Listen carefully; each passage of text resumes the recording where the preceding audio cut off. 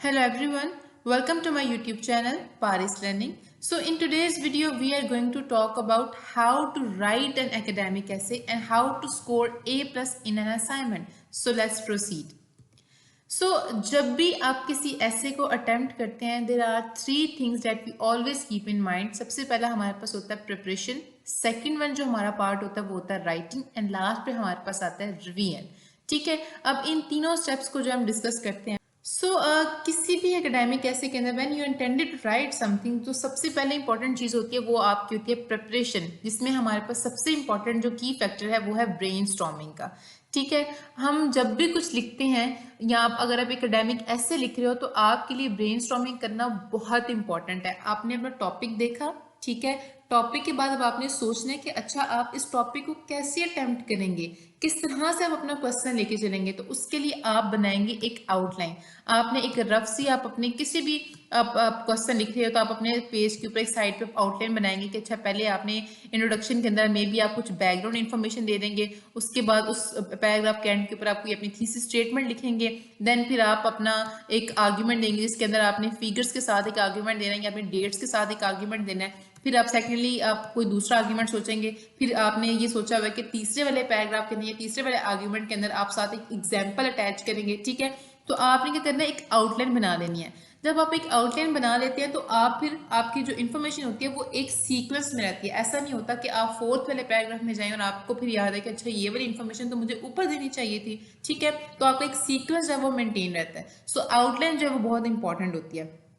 उसके बाद फिर आपकी collection of evidences and arguments. आपने अपना टॉपिक देख लिया, उसके बाद अब आपने अपने माइंड में सोच लिया कि अच्छा इस टॉपिक के साथ ये वाला एविडेंस अच्छा रहेगा, इस टॉपिक के साथ ये वाली मैंने न्यूज़ सुनी थी या ये वाला क्वेश्चन के साथ ये वाली बात बड़ी अच्छी रिलेट करेगी, आप वो अपने माइंड में रख लेते हैं। ठीक है, थर्ड आपने सोचा कि अच्छा 1960s के अंदर ये वाला इंसिडेंट हुआ था तो मैं इसको इसके साथ अटैच करके लिख सकता हूँ, तो आपने फिर वो अपने माइंड में रख लिया।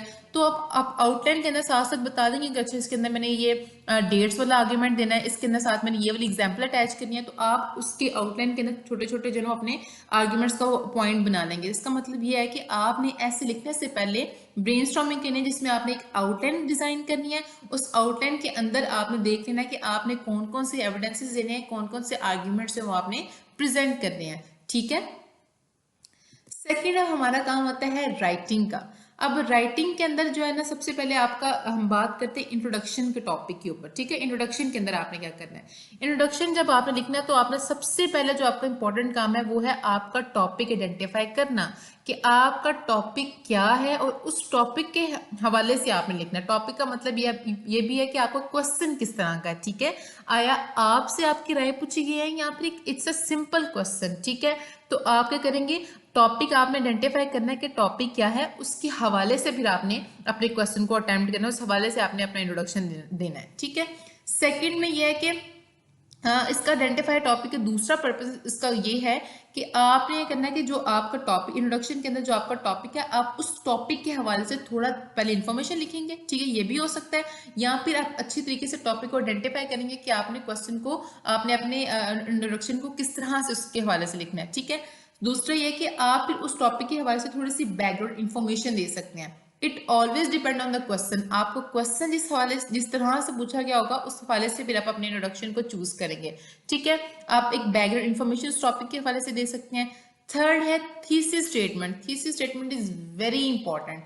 थीसिस स्टेटमेंट क्या होता है, थीसिस स्टेटमेंट मोस्टली जो है ना वो आपके जो इनिशियल पैराग्राफ होता है उसके एंडिंग पर आती है, लेकिन इट्स नॉट नेसेसरी कि आप हमेशा उसको एंड पे लिखो, ये स्टार्टिंग में भी हो सकती है। अब तीसरी स्टेटमेंट क्या होती है कि ये आपका पूरा ऐसे जो है ना वो कवर कर रही होती है, ये 1-1.5 लाइन की लाइन होती है और स्टेटमेंट होती है, और आपने समझे कि आपने पूरा अपना ऐसे में आपने क्या चीज लिखनी है वो इस थीसिस स्टेटमेंट के थ्रू कवर हो जाती है कि जैसे ही जो टीचर है आपका या फिर रीडर है जो उस चीज को पढ़ेगा उसको आइडिया हो जाएगा कि अच्छा आपका पर्पस क्या है। ठीक है, आपका पर्पस है जो आपका ओवरऑल जो उस ऐसे के अंदर जो बात हो रही होगी वो उस 1.5 लाइन के अंदर जो है ना वो कवर हो जाती है। ठीक है, देन आप या फिर इस तरह हो सकता है कि आप अपना स्टैंस जो है वो स्टेट करते हैं। फॉर एग्जांपल आपसे पूछा गया कि आप को एजुकेशन को सपोर्ट करते हैं तो आप लिख सकते हैं yes I agree with this stance. आप इस तरह से कुछ लिख के अपने एक स्टैंस से शुरू कर सकते हैं। ठीक है, देन आपने एक इंपॉर्टेंट चीज है कि आपने ओवर जनरलाइजेशन, जो एक्सटेंसिव जनरलाइजेशन जो है ना वो नहीं करनी। ऑब्वियसली जब आप एक क्वेश्चन पर डिपेंड करता है, लेकिन आप अक्सर आप जनरलाइज स्टेटमेंट से शुरू करते हैं, लेकिन आपने इंट्रोडक्शन के अंदर जो है एक्सटेंसिव जनरलाइजेशन से जो है ना उसको अवॉइड करना है। ठीक है, ये चीज़ें अपने माइंड में रखनी है। जब भी आप कोई असाइनमेंट अटैम्प्ट कर रहे हैं, कोई भी आप एकेडमिक ऐसे अटैम्प्ट कर रहे हैं, तो अपने माइंड के अंदर अपने इंट्रोडक्शन लिखते हुए ये चीज़ें जो है वो आपके माइंड में होनी चाहिए। ठीक है, आपने टॉपिक आइडेंटिफाई करना है। ठीक है, यहाँ टॉपिक के हवाले से थोड़ी आप इन्फॉर्मेशन दे सकते हैं, या फिर आप बैकग्राउंड इन्फॉर्मेशन देके फिर अपने क्वेश्चन को अटेम्प्ट कर सकते हैं, या फिर आप थीसिस थोड़ी सी इनिशियल इन्फॉर्मेशन लिखी एंड देन आपने अपनी थीसिस स्टेटमेंट लिखी और फिर अपना क्वेश्चन लिखा। फिर यह है कि आप अपना अपना स्टैंस चूज करके लिख सकते हैं। ठीक है, और लास्ट पे जो इंपॉर्टेंट बात है कि आपने अवॉइड एक्सटेंसिव जनरलाइजेशन। ठीक है, अब सेकंड हमारे पास आता है जी बॉडी। राइटिंग में हमने इंट्रोडक्शन को डिस्कस किया, नाउ इट्स बॉडी। अब बॉडी के अंदर सबसे इंपॉर्टेंट जो आपने करना है वो है पैराग्राफिंग। आपने इस तरह से नहीं लिखना कि आप बस अपना ऐसे लिखते जा रहे हैं, लिखते जा रहे हैं, लिखते जा रहे हैं। ठीक है, जब आप इस तरह से करते हैं तो रीडर को समझ नहीं आती कि अच्छा आपका शुरू कहाँ से हो रहा है और खत्म कहाँ से हो रहा है। ठीक है, लेकिन जब आप पैराग्राफिंग की सूरत में लिखते हैं तो रीडर को आइडिया हो जाता है, आपके टीचर को आइडिया हो जाता है कि अच्छा आपने इस पैराग्राफ में ये बात की। ठीक है, ये आपका एक पैराग्राफ हुआ, फिर आपने दूसरे पैराग्राफ में ये बात की। इस तरह से पैराग्राफिंग के थ्रू एक तो आपकी राइटिंग जो है वो भी मैच्योर लगती है, एक सीक्वेंस में लगती है। ठीक है, अब पैराग्राफिंग के अंदर हमेशा एक रूल फॉलो करें, वन आइडिया वन पैराग्राफ। एक पैराग्राफ के अंदर आप एक आइडिया डिस्कस करेंगे, दूसरे पैराग्राफ के अंदर आप दूसरा आइडिया डिस्कस करेंगे। कभी भी एक ही पैराग्राफ के अंदर 2 से 3 आइडियाज को नहीं डिस्कस करें। ठीक है, एक तो आपने हमेशा पैराग्राफिंग करनी है, वन आइडिया वन पैराग्राफ वाला रूल फॉलो करना है। थर्ड, टॉपिक सेंटेंस, जो कि बहुत इंपॉर्टेंट है।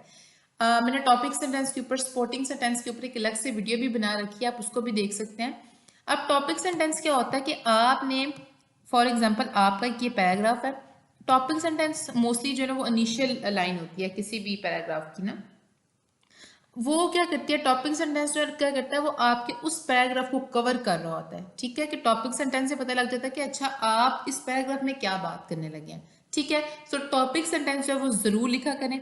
फोर्थ है कि आपके पैराग्राफ्स के दरमियान कनेक्शन हो। फॉर एग्जाम्पल अगर आप वन आइडिया वन पैराग्राफ लेके चल रहे हैं तो सेकंड पैराग्राफ जो है वो उस चीज को लॉजिकल सीक्वेंस लग रहा हो। ठीक है, one paragraph one idea, second paragraph second idea, लेकिन लॉजिकल एक सीक्वेंस आप लेके चल रहे हो। आपको पता हो कि पहले पैराग्राफ के अंदर आपने ये आर्ग्यूमेंट दिया, सेकंड पैराग्राफ के अंदर आपने ये वाला आर्ग्यूमेंट दिया, एक लॉजिकल सीक्वेंस जो है फॉलो हो रहा हो। ठीक है, फिर यह है कि वेल स्ट्रक्चर्ड होने चाहिए, मतलब इसमें कोहेन एंड कोहेरेंस जो है वो फॉलो की जा रही हो, क्लियर होने चाहिए, लॉजिकल आपके आइडियाज लग रहे होने चाहिए। ठीक है, बॉडी के अंदर आपने जो मेजर चीज है वो पैराग्राफिंग है, वन आइडिया वन पैराग्राफ है, और हर पैराग्राफ के अंदर आपने टॉपिक सेंटेंस को लिखना है। ठीक है, आपके पैराग्राफ्स के दरमियान कनेक्शन होने चाहिए, लॉजिकल होने चाहिए, कोहेन एंड कोहेरेंस की टेक्निक्स को यूज किया हो आपने। ठीक है, और ये वेल स्ट्रक्चर्ड हो। ऑलराइट, सोचिए अब हमारा जो थर्ड पार्ट है राइटिंग का वो आता है कंक्लूजन। एंड कंक्लूजन जो वो सबसे इंपॉर्टेंट पार्ट है, क्योंकि एंडिंग होती है और रीडर जो है वो हमेशा याद रखता है कि अच्छा इसने कंक्लूजन जो है वो क्या रखा हुआ है। ठीक है, सो कंक्लूजन जो है ना should be the best part of your paper. तो सबसे पहले कंक्लूजन के अंदर तीन चीजें आप तीन तरह के आप कंक्लूजन रख सकते हैं। सबसे पहले तो ये कि आप समराइज कर सकते हैं होल डॉक्यूमेंट को। ठीक है, दूसरा ये कि आप जो आपने थीसिस स्टेटमेंट रखी थी इनिशियल पैराग्राफ के अंदर, आप उसकी इंपॉर्टेंस पर स्ट्रेस दे सकते हैं। ठीक है, एक अपना पर्टिकुलर ओपिनियन दे सकते हैं, या फिर एक अच्छा इंप्रेशन छोड़ सकते हैं। ठीक है, सो ये है कि आप जब आप एक कंक्लूजन कर रहे हो तो वो एक सेंस ऑफ कंप्लीटनेस दे रहा हो। ठीक है, इस तरह लगे कि अच्छा यही कंक्लूजन यहाँ पर सेट रहेगा, या यहाँ पर कंक्लूजन अच्छा है। ठीक है, सो जो आपका कंक्लूजन है वो हमेशा जो है ना एक रीडर के ऊपर एक इंप्रेशन छोड़ सके। ठीक है, ये आप अपने माइंड के अंदर अपनी चीज रखिएगा। कंक्लूजन जब वो सबसे इंपॉर्टेंट पार्ट होता है आपके ऐसे का, जिस तरह से आपका इंट्रोडक्शन इंपॉर्टेंट है, इक्वली आपका कंक्लूजन भी इंपॉर्टेंट है। ठीक, नाउ अब हम चलते हैं अपने थर्ड पार्ट की तरफ, जो कि है रिवीजन। कि आप क्या करते हैं, जब आपने सारा ऐसे लिख लिया, अब आपने पास अपनी जो आउटलाइन बनाई थी आपने वो रख लेनी है। आपने उसके साथ आउटलाइन के साथ मैच करना है कि आया आपने वैसे ही अटेम्प्ट किया जैसे आपने आउटलाइन को डिजाइन किया था। ठीक है, वो किया आपने। फिर एक दफा आप ओवरऑल देखोगे कि अच्छा आपने पेपर के अंदर किसी किस्म की ग्रामेटिकल मिस्टेक्स तो नहीं है, या कुछ आपने पहले सोचा होगा कि मैं इसको थोड़ा सा रिमूव कर लूँगा, आपने वो कर लिया है, आपकी कोई ग्रामेटिकल मिस्टेक्स तो नहीं है, कहीं आपकी पंक्चुएशन मिस्टेक्स तो नहीं है, वो आपने ठीक कर लेनी है। फिर आपने प्लेजरिज्म चेक करनी है, ठीक है। So this was all about, अगर आप इस पैटर्न को फॉलो करते हैं, I can guarantee that you will score A+ in your assignment. So this was all about, thank you so much.